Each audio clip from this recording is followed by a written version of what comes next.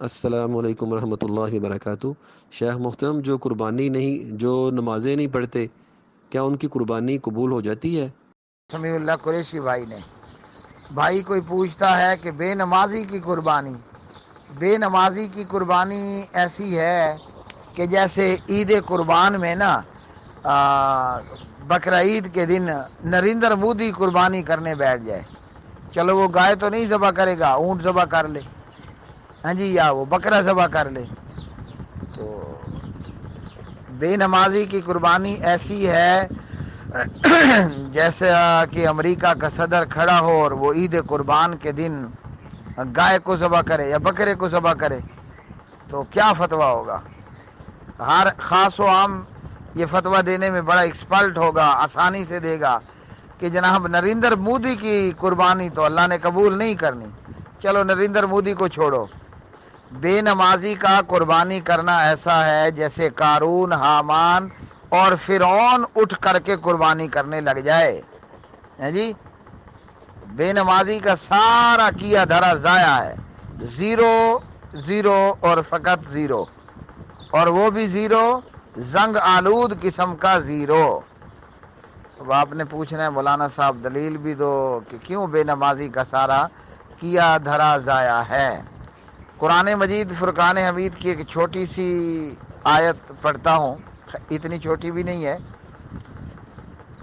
اعوذ باللہ من الشیطان الرجیم وَلَقَدْ أُوحِيَ إِلَيْكَ، اور البتہ تحقیق وحی کی گئی ہے آپ کی طرف، وَإِلَى الَّذِينَ مِن قَبْلِكَ، آپ سے پہلے پیغمبروں کی طرف، ہاں جی، لَإِنْ أَشْرَكْتَ لَيَحْبَطَنَّ عَمَلُكَ، اگر آپ نے بھی شرک کر لیا تو کیا ہوگا؟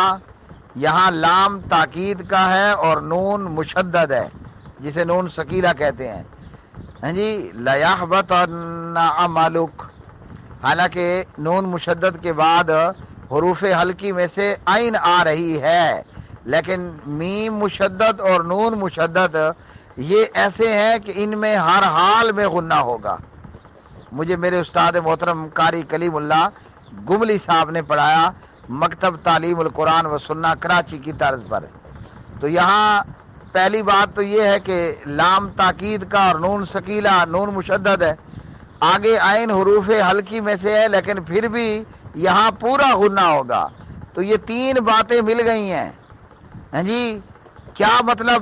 کہ ضرور بھی ضرور تمہارے اعمال ضائع ہو جائیں گے، ہاں جی، تمہارے اعمال کیا ہو جائیں گے؟ وہ باطل ہو جائیں گے۔ آگے بھی پھر وہی معاملہ ہے، لام تاکید اور نون ثقیلہ، وَلَا تَكُونَنَّ مِنَ الْخَاسِرِينَ، اور ضرور بھی ضرور تو نقصان اٹھانے والوں میں سے ہو جائے گا۔ سمجھ آئی؟ اچھی طرح آئی؟ یہ کہاں کی آیت ہے؟ یہ پارہ نمبر 24 میں سورۃ الزمر کی آیت ہے۔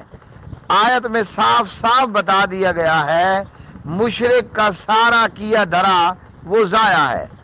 اب بے نمازی کے پر اب آ جائیں تو نبی رحمت امام الانبیاء خاتم الانبیاء جناب محمد الرسول اللہ صلی اللہ علیہ وسلم نے فرمایا، بین العبد و بین الکفر والشرک ترک الصلاۃ، ایماندار بندے اور شرک کے درمیان اور کفر کے درمیان، یعنی بندہ مومن اور شرک و کفر کے درمیان جو فیصلہ اور فاصلہ کرنے والی چیز ہے وہ نماز ہے۔